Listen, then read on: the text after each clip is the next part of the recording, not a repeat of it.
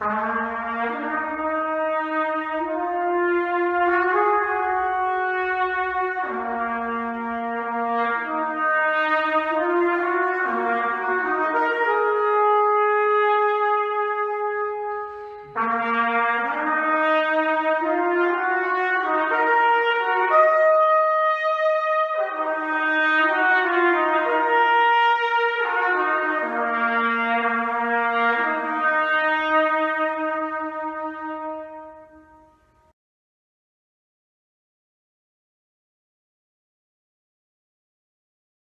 right, folks. This is something that I had wanted to do.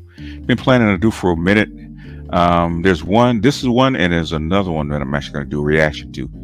This is reaction to women in Ghana, and what I want to focus on is how laid bare Black women's expectation of Black men and Black society is, because it's easy when they're in their element, which is United States, especially in the Black neighborhoods. But it's different when they're outside their element, like Ghana, foreign country, foreign continent, completely different society. And it's a society where people look like us. So this lays bare the difference between genetics and culture. So these women are going halfway around the world, to a different continent, to a different culture, to a different country, with their own, their customs and cultures that go back thousands of years, versus the Ados culture, which is basically a derivative of European culture. And it shows exactly how not only different the cultures are, but also their expectation of the women.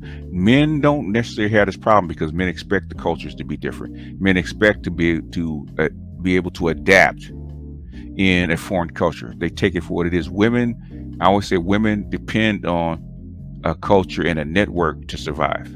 And this is just an example of exactly that. What happens when you take women, especially Black women, that depend on this particular unique culture, which is the ADOS or FBA Black folks, where they are in the lead, they're in command in a gynocracy, when you strip all that away, and how they have to adapt. But I'm going to do this one. I think I'm going to do several others. But this is going to be interesting. This is going to be fun. So without further ado, we're going to start that. This is from, I think the video is called I Hate Ghana. And these are the young ladies. The link to the video will be in the description. So you can go back out and check yourselves. If you go check them out, give them some support. But here we go. What made you move to Ghana? Everybody's moving to Ghana, so what made you move? Yeah. Well, I've always wanted to move out of America, for one. I don't particularly think I would have chose Ghana if it wasn't for my child. My child was taken to Ghana and never returned when he was about 3 years old, and he's 12 now. So essentially that's why I moved to Ghana, because his father wouldn't bring him back. And so I came here to be with my child. So his father is Ghanaian, I'm assuming. Yes. Yeah. Okay. So about a year and a half ago, you moved to Ghana? All right. So how was that? How did you make I know having a child somewhere else, that's a given. It doesn't take much to make a decision to go ahead and move. But what did you do to prepare yourself to move to Ghana?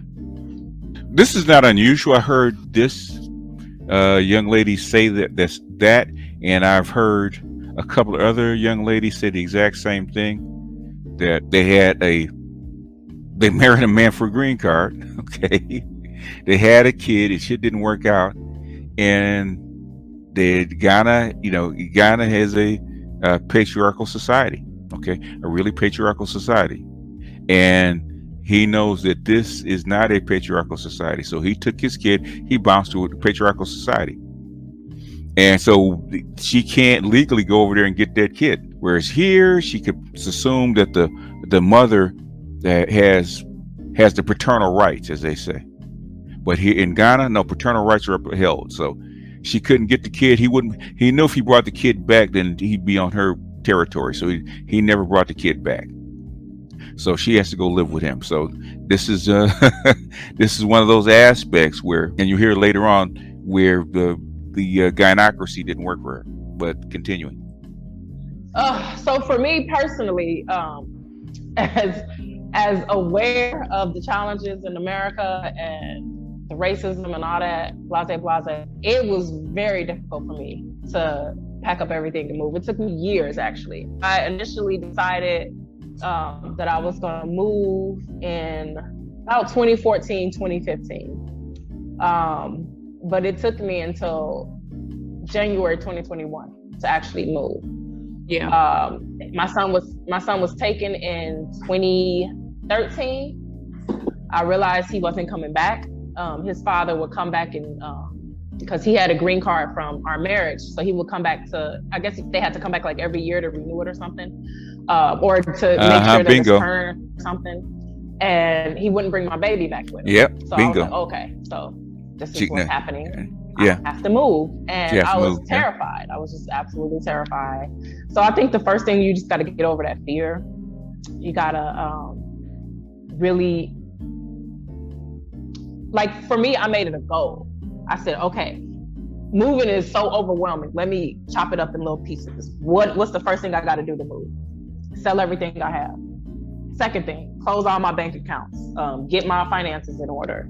I really wanted to maintain my my cryptocurrency little thing that I had going on, because I would buy and sell. So I needed to figure out how I could do that in Ghana, because you can't do that in Ghana. You can't invest in Bitcoin or any of that over the apps that I'm used to. So I'm used to CashApp and PayPal and yada yada, and those don't work in Ghana. So and then you just have to cancel all subscriptions. You have to figure out where your mail is going to go, because you need a U.S. mailing address. All that stuff, For me, I told myself, once I get my bachelor's, I'm going to move. Once I get my bachelor's, I'm going to move. So the original date for me to get my bachelor's was in May of 2021. But then COVID hit. Mm-hmm. So you could take everything online.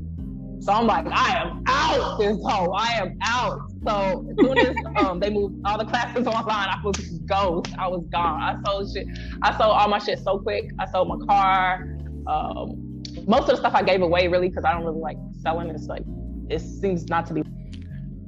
Let's skip forward a little bit, because it's going into details. I want to really get into the meat of it. But yeah, she's realizing, and a lot of women are realizing, the moving to a different country, relocating, expatriating is not as easy as you think it is. And like she said, she was afraid because she really didn't have any connection there. Being a single Black woman from abroad living in Ghana. Okay, so on one hand, this is the safest country in Africa. One of the safest. Bingo. By far, for single Black women. I feel completely confident walking the street by myself at night, going places by myself, like solo dolo, completely confident. On another hand, there is a deep-seated hatred for women, especially women who are more like well off, or like perceived to be more well off than the average Ghanaian man. I don't even think a lot of Ghanaian men are aware of that deep-seated hatred. It's misogyny. It's a lot of misogyny that's rampant here. See, that's the whole thing. See, right there, misogyny, right? In other words, lack of feminism. Lack of feminism. She actually perceives it as misogyny because they don't defer to women the way they do in the West. Okay, and Black women don't get the same kind of deference in a patriarchal society that doesn't recognize feminism, and they do not recognize feminism. And she is acting out of sorts compared to the women in the culture. See, she's not adjusting to the culture, so she's sticking out like a sore thumb. So their reaction to her, even though they haven't harmed her,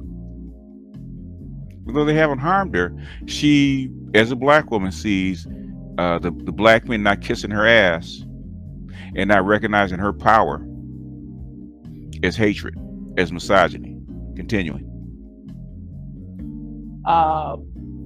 The male patriarchy like system is low-key toxic as hell to Ghanaian women. So high key. Yeah, high key. Let's go on and call it what it is. So this is what I want you to understand.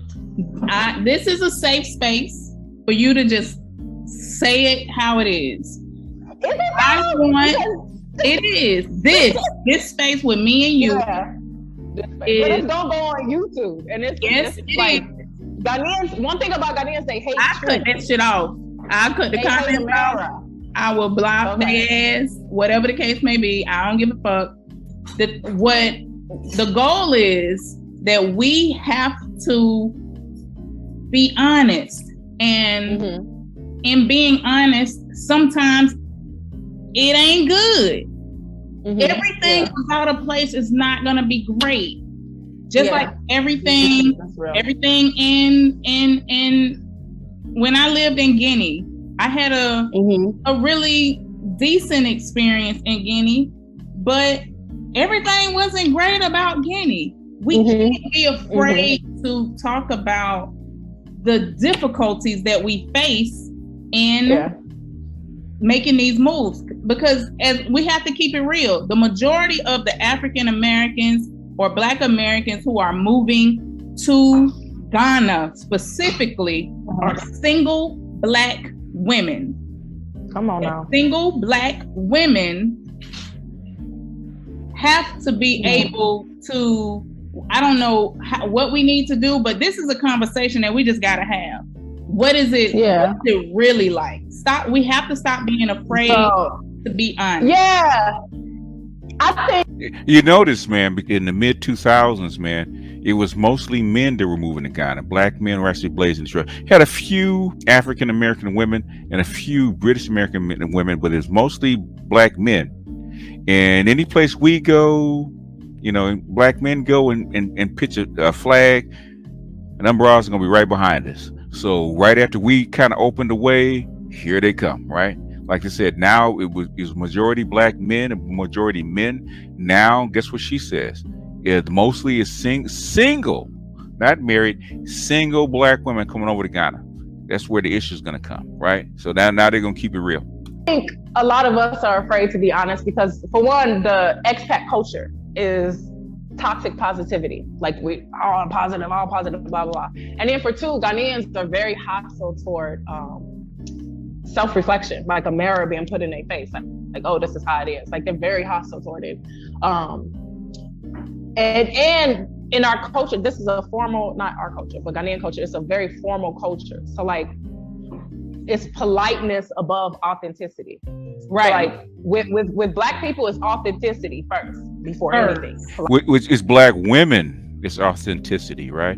Black women like to read you, right? Women like to get you told. White women like to bust you out. Black women like to say what they got to say, right? And now a traditional society doesn't do it that way. There's decorum, there's politeness, there's femininity, okay? Just like it used to be back in the day, right? Back in the 30s, 40s, and 50s, there was a certain amount of decorum, certain amount of politeness, certain amount of manners, which Black people and specifically Black women have not been accustomed to for the last 60 years. Now they're faced head on with a traditional society.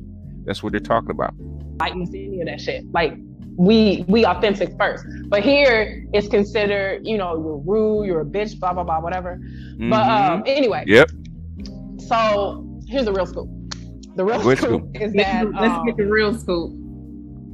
The Ghanaian men they feel so entitled to you They will get offended if you don't like talk to them, if you're not romantically interested in them. They feel entitled to all information about you. Like I've had so many Ghanaian men ask me, do I have a husband? Do I live alone? Like, first of all, that's none of your fucking business. Like, it's weird as hell when they ask me that, and then I get offended and they look at me like I'm the problem. It's weird. It's weird as hell because she's an American.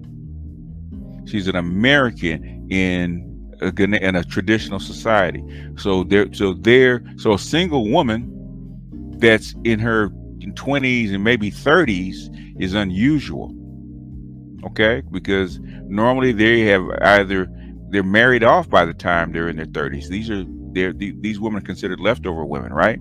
Now the one on the left, I do believe she's got a Ghanaian husband, but the thing is, you have all these single city girls, because trust and believe, Ghanaians look at the videos, city girls coming in and they think that you're hot to trot.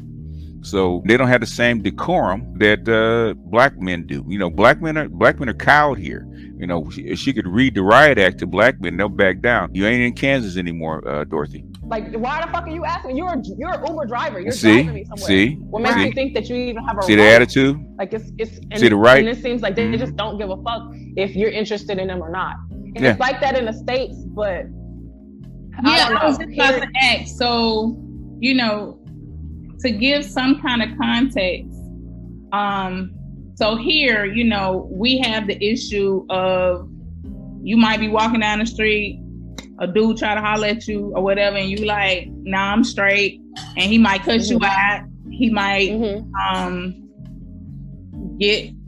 In some cases, men have actually gotten physically violent with women because they rejected them.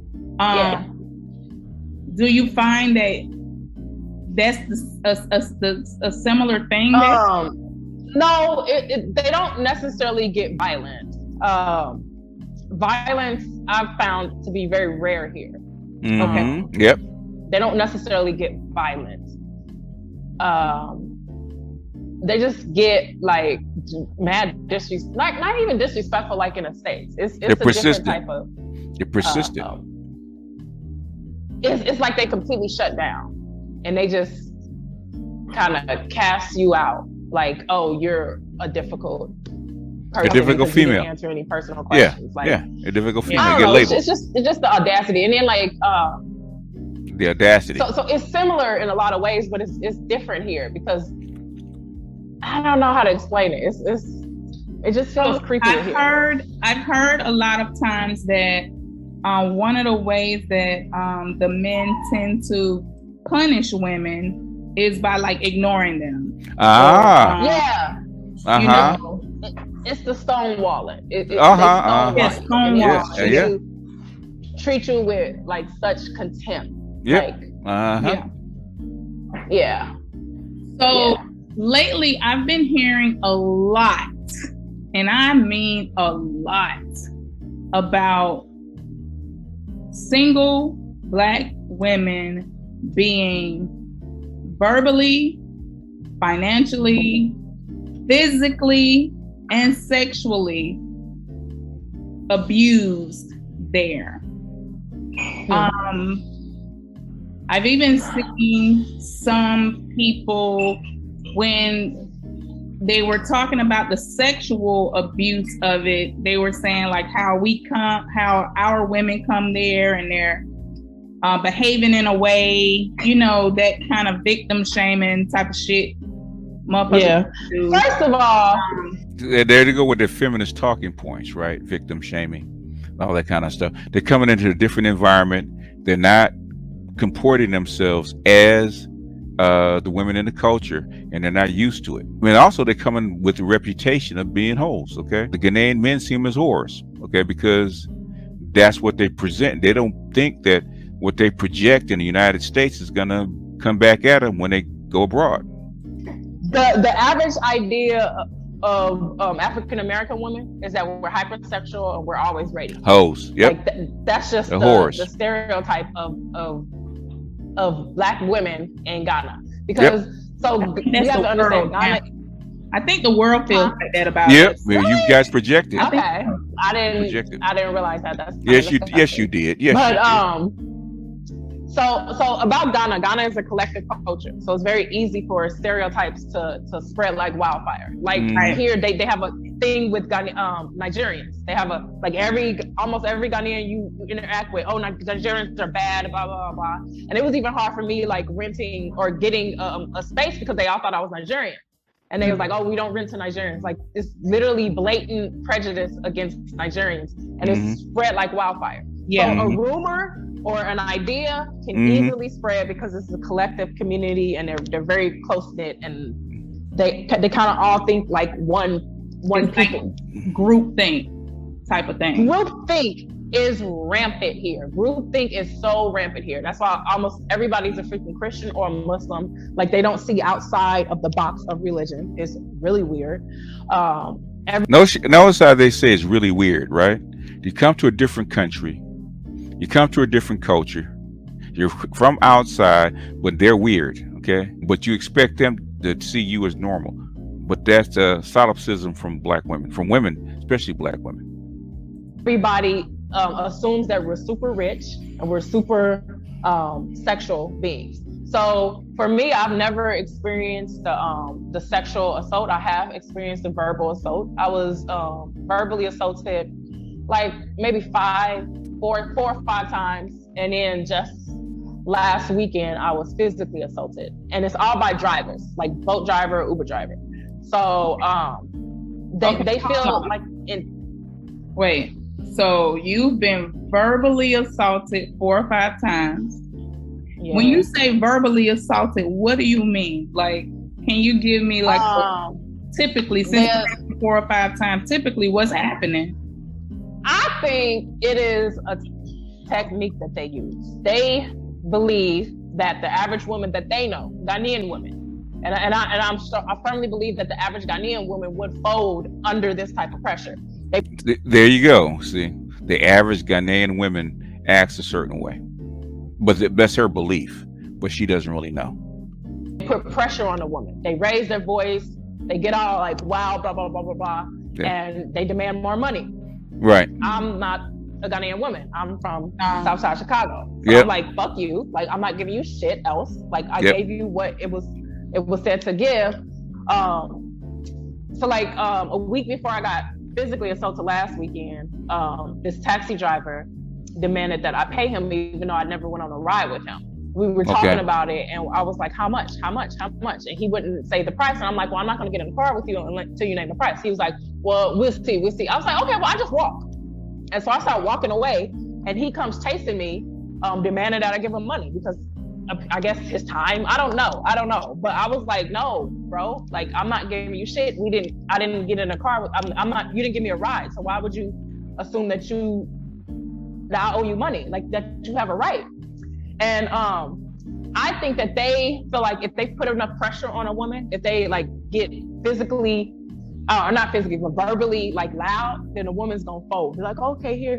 Because that's what the average Ghanaian woman would do. In other words, they perceive the average Ghanaian woman is weak and soft. Okay. And I'm a strong black woman and I can get you told and I'm as good as a man.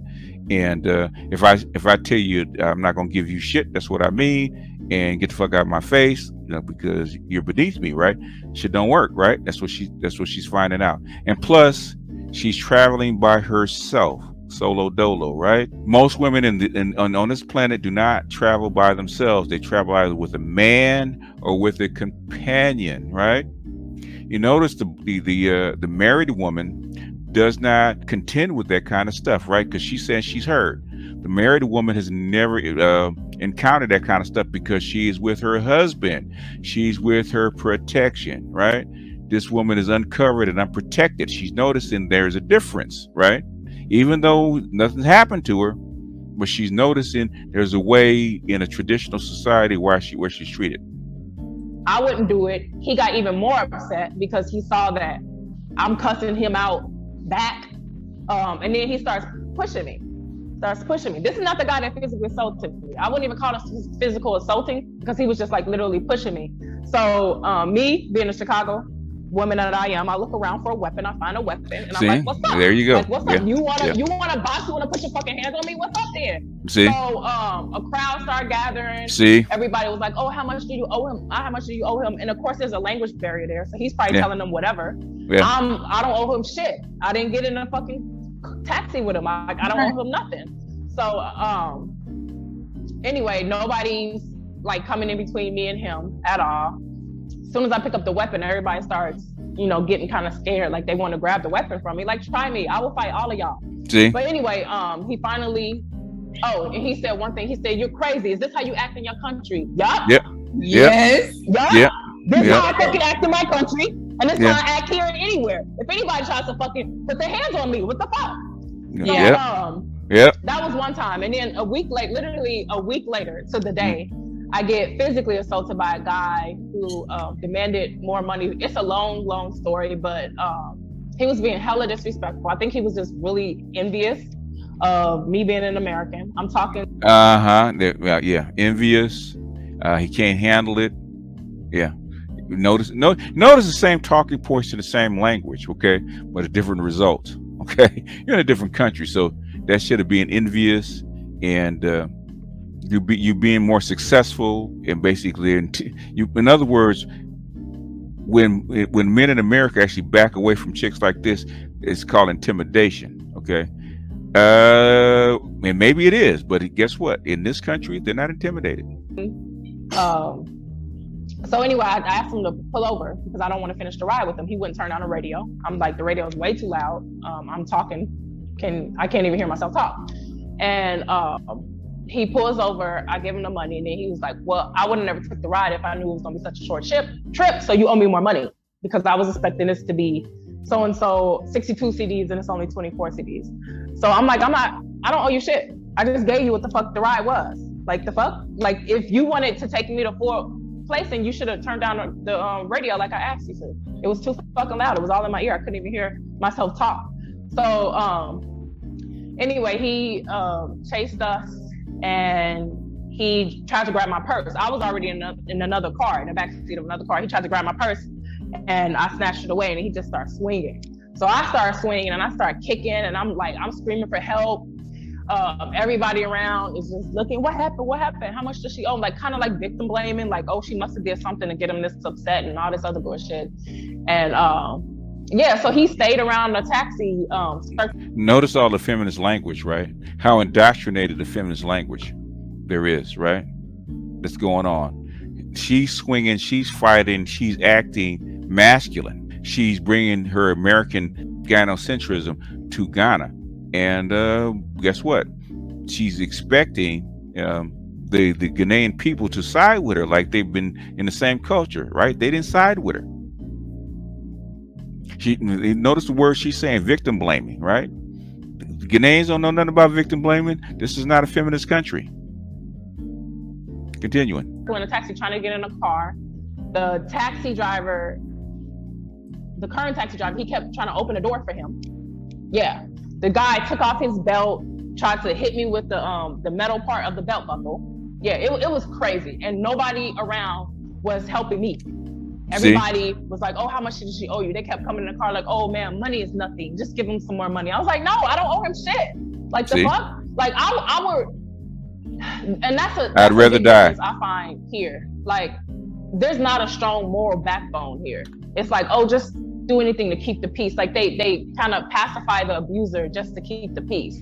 They expect their society to work the same way American society, especially Black society.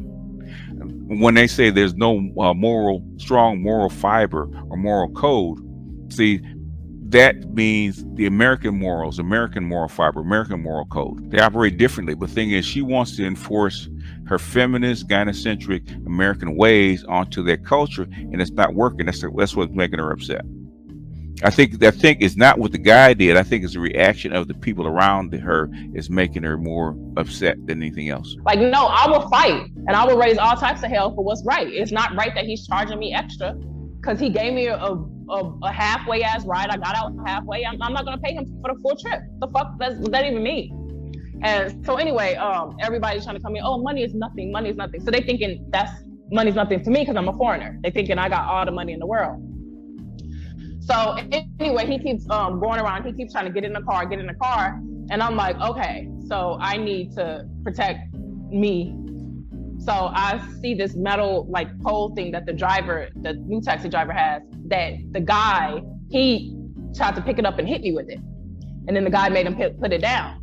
So I picked it up and I got out the car. I was like, what's up? You want to kill me? Because this whole time he's saying, I'm going to kill you, you dumb bitch, blah, blah, blah, blah. I'm going to fucking kill you. I'm going to figure out where you live at, blah, blah, blah. She's getting the response. She's getting her energy back. I get out the car. I'm like, okay, so what's up? You want to kill me? Come see about me. Let's see if you can kill me. Let's see if you can fucking kill me. So I start walking toward the guy. The guy runs back to try to get more weapons out of his car. So I start running toward him before he can get a weapon. Next thing you know, the whole crowd want to come hold me back. Yeah. But not him. I was so fucking just disgusted. Like, I feel so unprotected here as a foreigner. They're gonna take his side, even if it's. Wait a minute. Now she feels safe going out on her own, solo dolo, right?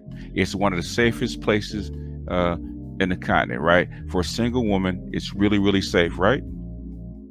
Now this is what she's saying. She's saying how safe it is. She's saying how protected it is. Now nothing's happened to her, right? Other than being pushed, okay? Other than they've drawn weapons. She hasn't been. The crowd has held him back. The thing is, since the crowd is not responding the way that she thinks they should respond, all of a sudden she doesn't feel safe.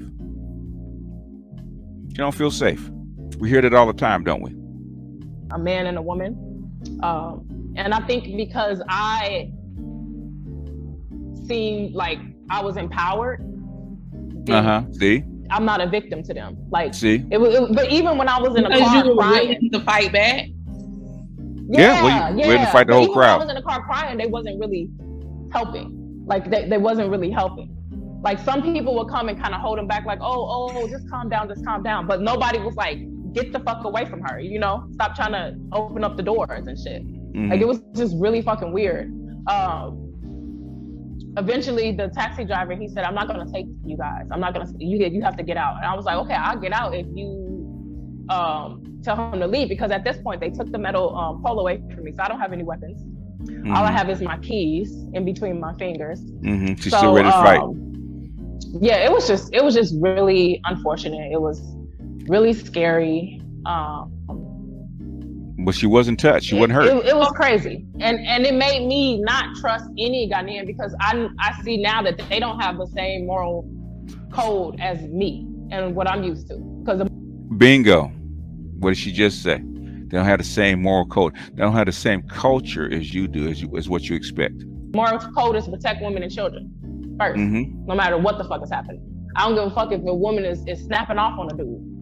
Right. If he hits, so the moment he hits her back, you jump in and be like, nah, don't hit her.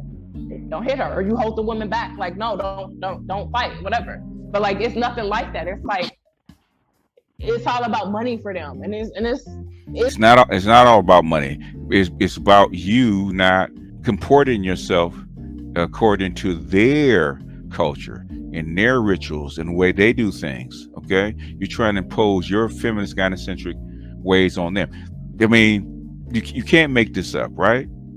You can't make this up. She's willing to fight the whole crowd because of what she believes her culture is. But you're in their land, you're in their house, you're in their home, and you want them to conform to you. And she's pissed. Like, I don't trust any Ghanaians because they don't act like me. That's what she's saying. I don't know. Like, honestly, I see Ghanaian people as spiritually bankrupt. See? Nothing matters to them. Wow. They won't get angry about shit. See? Except money. They won't get angry about the colonizers coming in, taking all their resources, throwing them pennies while they selling it for millions. They won't get angry about shit except for money.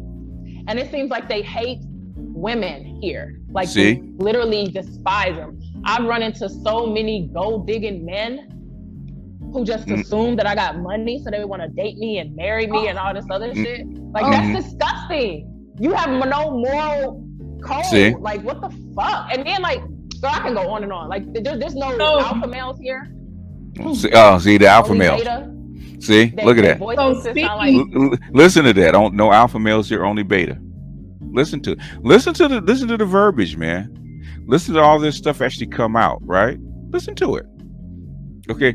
Yeah, she's being honest, she's being open, she feels comfortable because she's in a foreign country. Okay. And she's talking about how the men act, but she's also talking about you, black men. Basically, you can see a lens to how they see you through a comparison how they see the Ghanaian men there.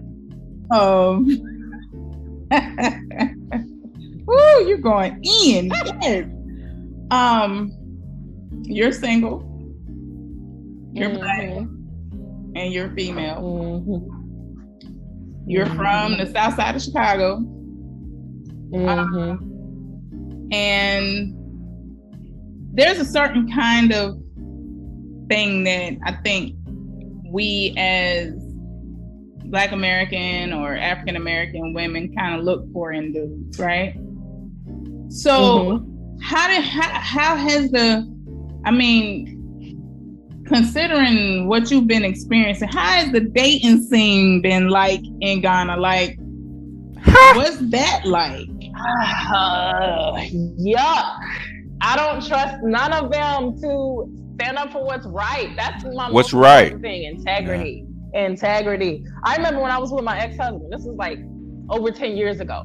We were in a restaurant in Minnesota, super racist in Minnesota, by the way.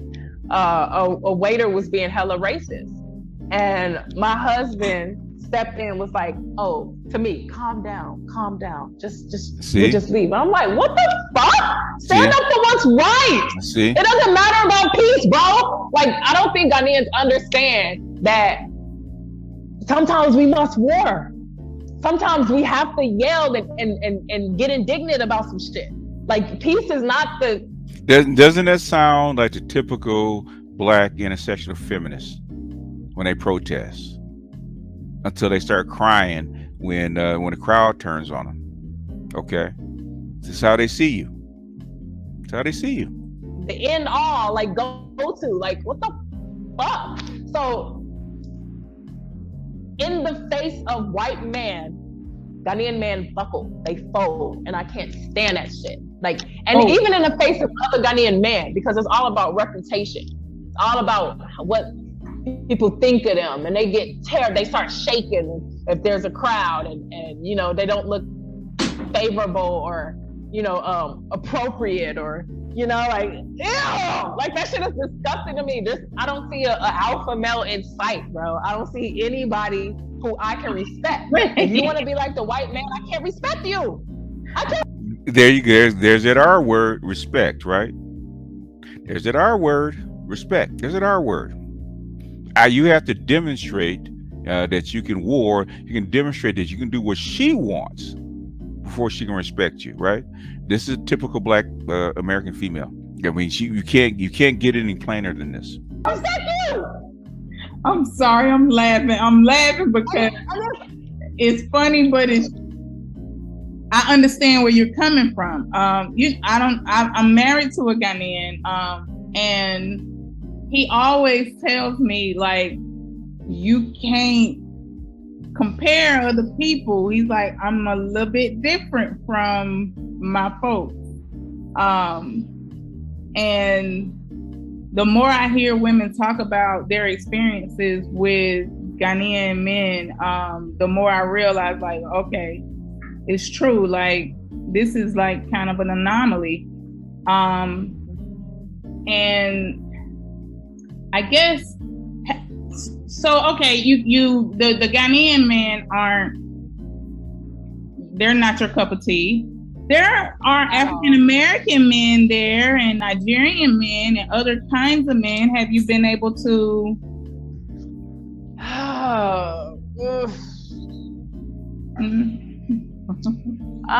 Why she married? Like, I'm wondering why she marry a Ghanaian man in the first place, right? I guess because he wanted a green card, so he's more submissive. She's what they call an alpha female, right? In their terms, right? A warrior king, right? A warrior queen, right? This is the woman king. She's a woman king, right? She wants to dominate males, and she wants to fight. This is typical, right? So so she's going running headlong into into a patriarchal culture.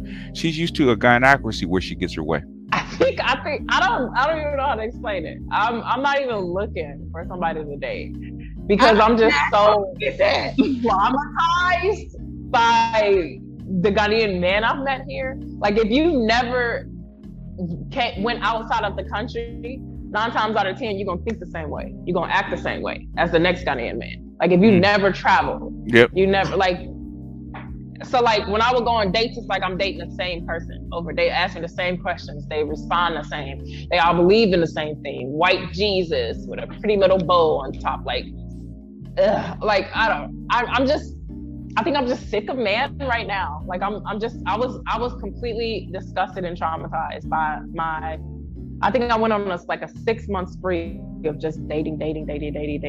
And I was just so disgusted. And then like, Ghanaian men, they do something when they feel like they're being respectful. They lower their voice and they talk like this. I can't fucking hear you, bro. You want to talk to me on a date, but you're trying to be respectful. But I can't fucking hear you, and that shit is disgusting to me. Like, put some bass in your shit. Like, you're African as fuck. Like, why are you talking like a white man? And they purposely try to change their voice to sound like a white man's voice. You know how white men, they don't have a lot of bass in their voice? They change their voice to sound like that from a child. So like, they don't even know where the bass is. Like, it's fucking disgusting. So you think you got it bad, right? You think that you got it bad from them talking about you, black men, right? Like I said, they don't realize exactly what they miss. They don't realize exactly how tuned to their needs that black men actually are. I cannot stand going out with the white man. And when I tell them, I'm like, hey, I can't hear you guys. Can you raise your voice? Oh, I can hear me. Of course you can. And that's another thing, common sense. Common sense is lacking. Well, so I gotta have a little, Yeah, go ahead. Common sense ain't common everywhere. So what's common sense for us exactly is not necessarily common sense there. Yes. And what's common sense? I was thinking about that. Not necessarily common sense here. So yeah, go ahead. We gotta give some benefit of the doubt. Get a toast. Nah, it's something in the water, something in the food. I was thinking about that. I was like, well, maybe it's just our type of common sense, blah, blah, blah, blah. Because a lot of things maybe they know that we don't know. I was thinking about that shit. It could be true. But from my experiences, okay, let me give you an example. An example. You get in an Uber car. Y'all both sitting there. He's waiting, you're waiting. Oh, please, madam, may I start? Nah, you could just sit here with me in the car because this is what I want. Why would you even ask me that? That's common sense. My goodness. Fucking start. Just absolutely rude, man. Absolutely rude. This is just rude. But this is out of control female, and this is why they get a bad reputation.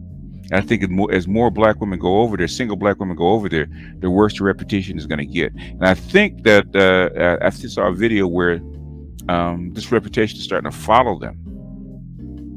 Or like this actually happened the other day. Uber driver calls. He's literally 2 minutes away on the map. 2 minutes away. Yes, madam. How do I get? Where are you located, bro? You got a map. Follow the map. It's okay. You're a driver. That's what drivers do. You follow the fucking map. Like, why are you calling me, wasting my time and energy, asking me where I'm at? You have a map. Follow the map. So when I said that, he's like, oh, but sometimes the map are inaccurate. I was like, okay, well, you figure it out because you're the driver. I hang up and he gets here in 2 minutes. Wow. See, can't make this shit up, man. We'll go a little bit more.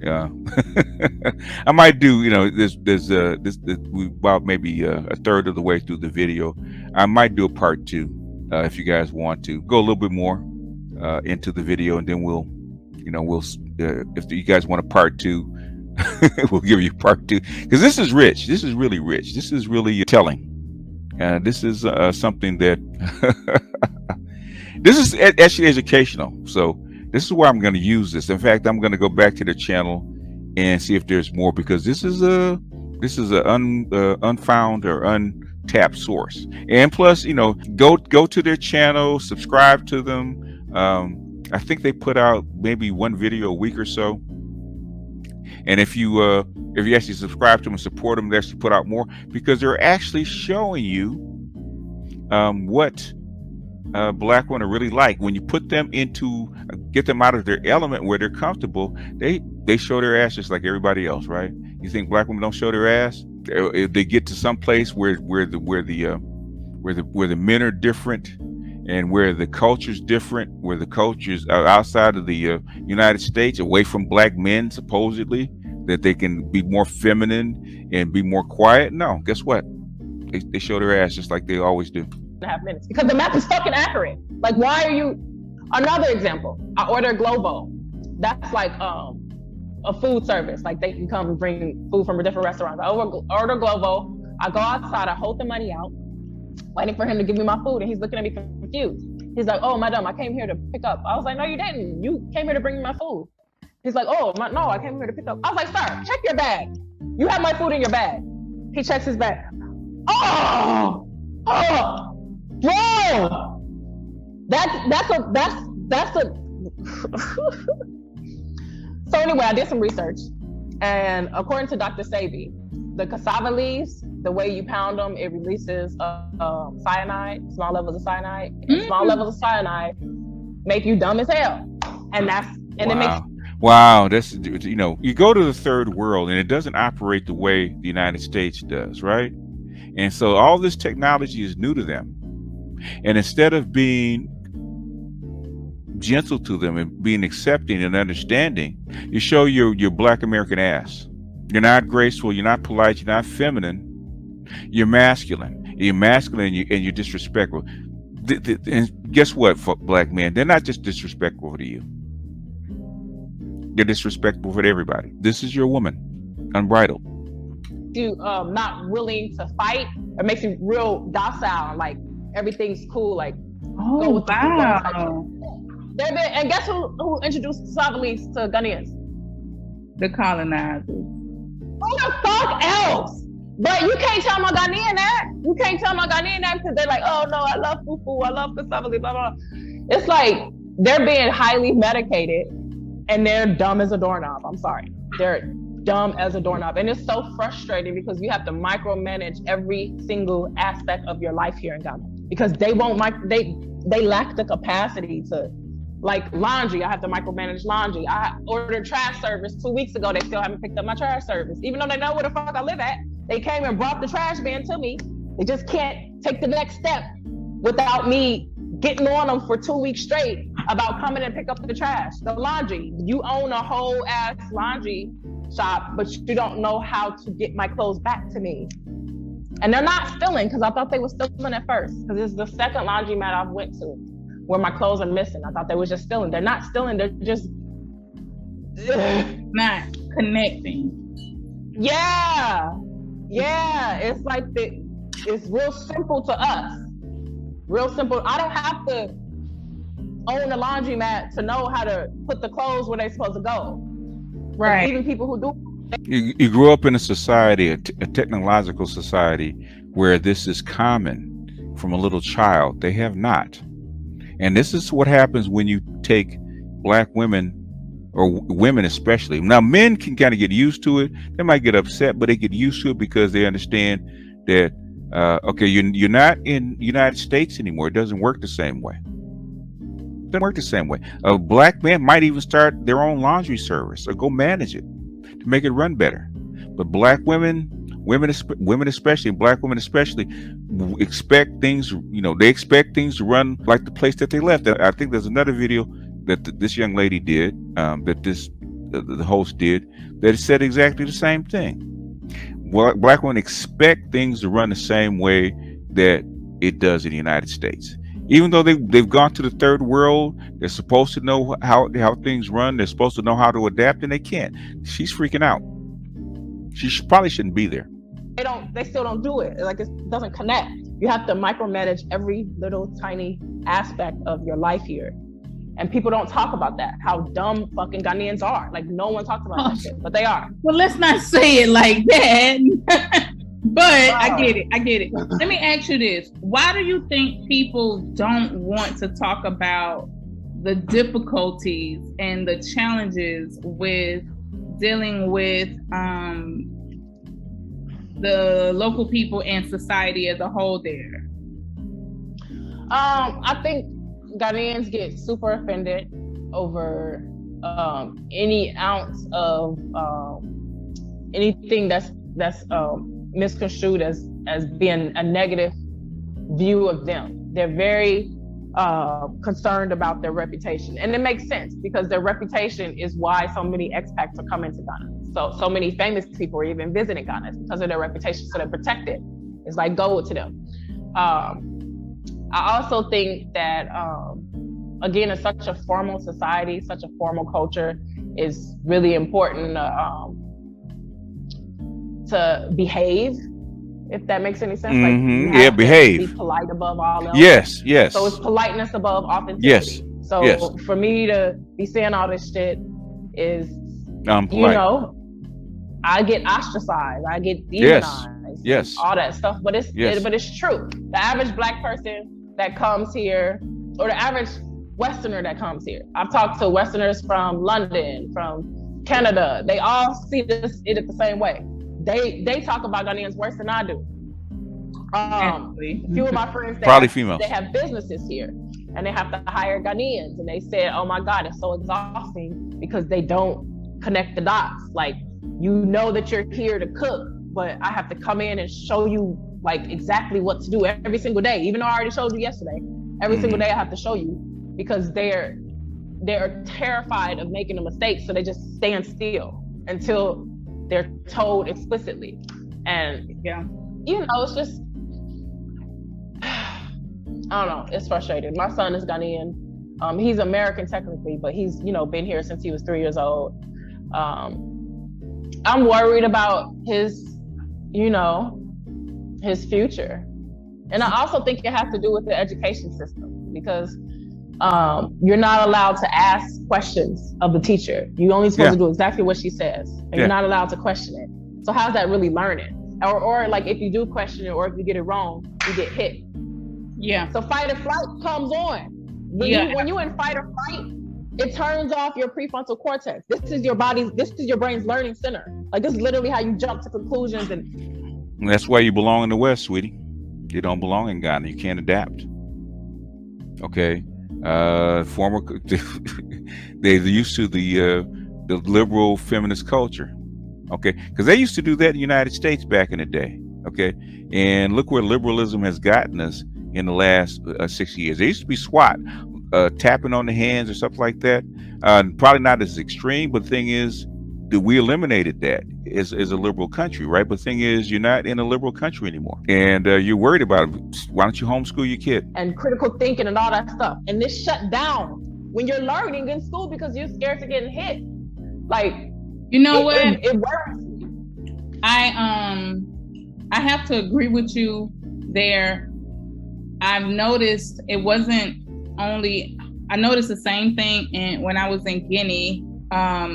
My team, I would have to it took me over a year to get part of people in my team to understand that what I meant when I said, if you see something that needs to be done, just do it and tell me about it. Tell me what happened. Tell me why we needed to do such and such. Like, make a decision without waiting for me to tell you to make a decision. It took me like a year to train, and that was me being with them every single day, saying the same thing over and over again. Listen, you don't have to wait for me. If you see something that needs to be done, just do it. This is what we're here for. When my daughter was there in school, I remember because of the way she's raised, she doesn't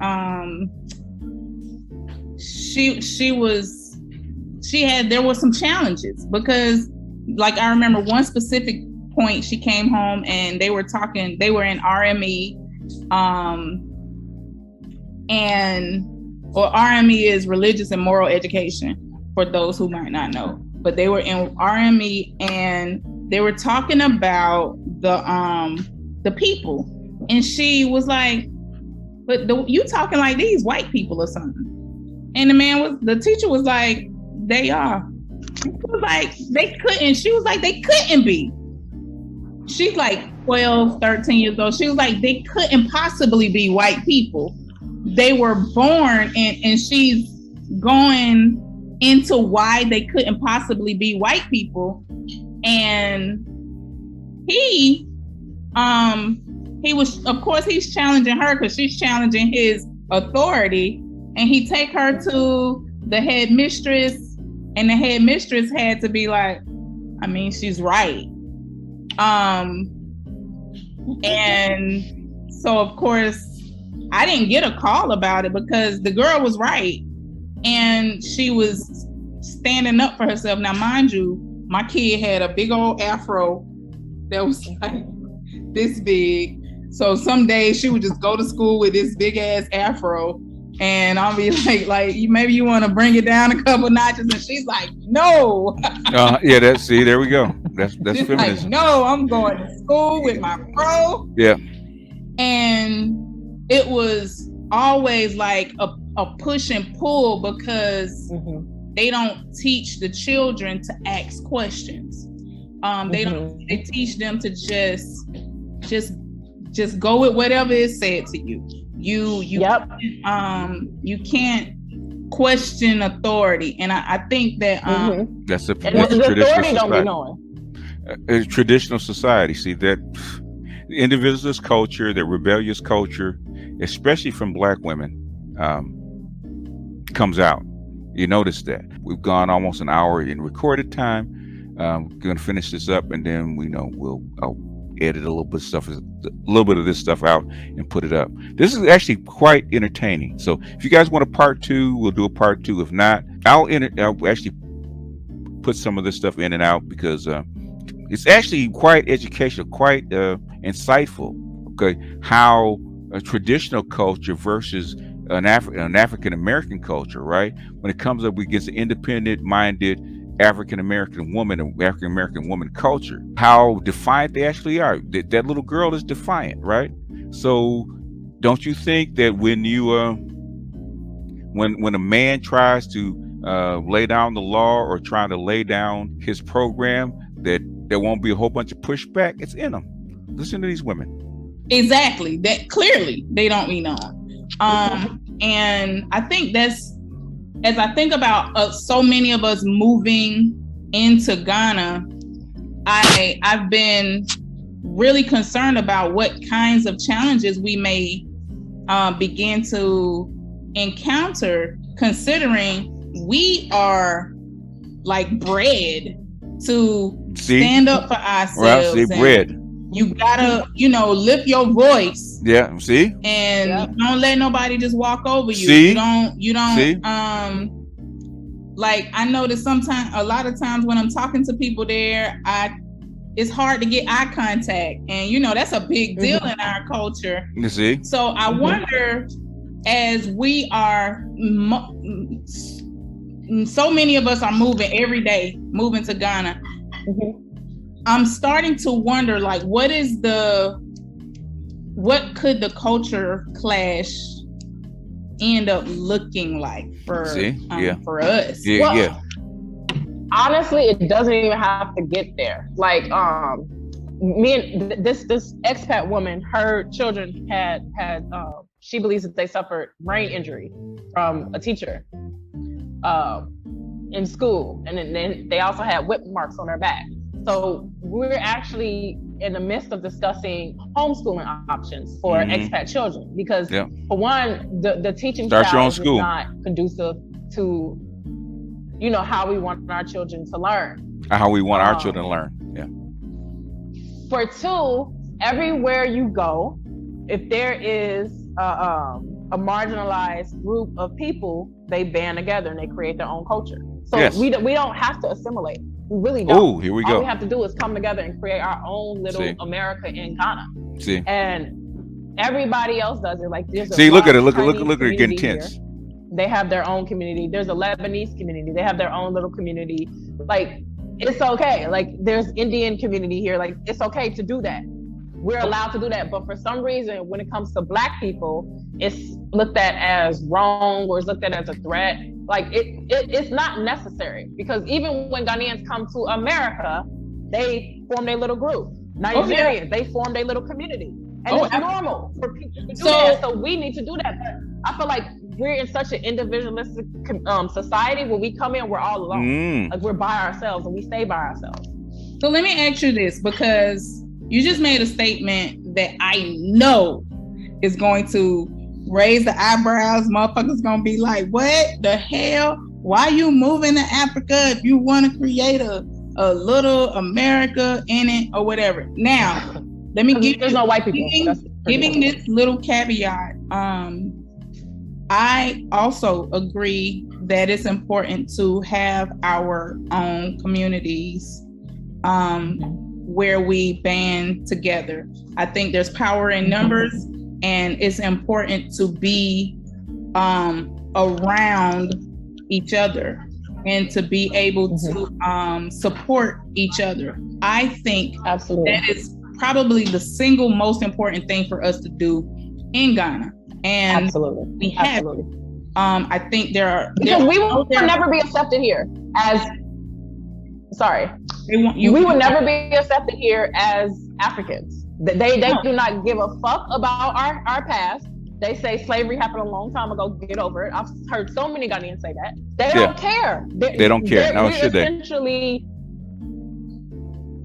interacting with a white mentality, a white mind. Absolutely. They have been colonized. This post-colonial area, time is a very painful time for an expat to come in, because they all think like the colonizers. We came here to escape.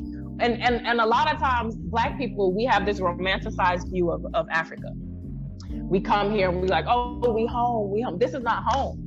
This is not home. I came here with that romanticized view. Oh, I'm finally home. I'm finally safe. I'm finally at peace. No, this is not home. This is not home for us. This is a different country and a different culture. And this culture is often hostile toward foreigners. That's just the reality of it. So we see that's the thing. We're gonna end it there. See, and they want what they want is Black men to come and form a community and change. They want to form their own little hive, okay? Because the Ghanaians are not responding the way that they think they should respond, right? In other words, I was telling a Nigerian brother, right? The same thing. They don't see you as African because you're not culturally African. You're white. Now you're calling them white or white-minded, right?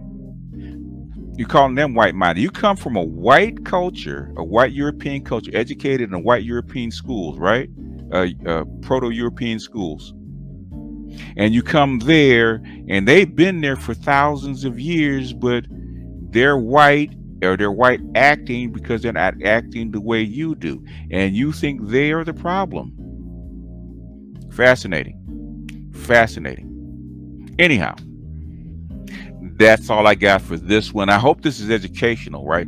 This, if you guys want me to do a part 2, because I think we have maybe another 50% to go. Want me to do a part 2 on this one? I will. If not, we'll do other things. And I got there's another one that's similar in vein that I'm going to do later. Probably not as extensive as this one. I thought this one was actually like gold to me, especially this young lady, because Southside Chicago, she feels free. She feels free that she can literally shit on the Ghanaian people. You come to their country, they don't act the way you want them to act because it's a third world country. You're gonna shit on them, and this is why expats, they're hostile to expats, because you're not like them, right? At least the Chinese come, even if they have complaints, they're a little bit more humble. The Lebanese are a little bit more humble, right? They see, even though they seek to their own communities, they still want to interact with the populace. Okay, Black Americans have to realize who they are and the mindset that they come with. Because when even though I was on vacation, I was there for almost a month, right? Things don't operate the way we think they do. There are challenges. The challenges to get water, food, or whatever, right? The way your household runs, there's challenges because it's not a first world country. That's what you move to. But thing is that you're bringing that little white man with you. You can hear it. Okay, yeah, you probably, if your kids are not socialized to be in that school system, probably should start your own schools. But the thing is but you come there to integrate into the society, not start a little America. Because start a little America, you're going to you bring in the colonizer with you. We don't realize that's what they don't realize that's what they're doing. They're bringing the colonizer with them. But anyway,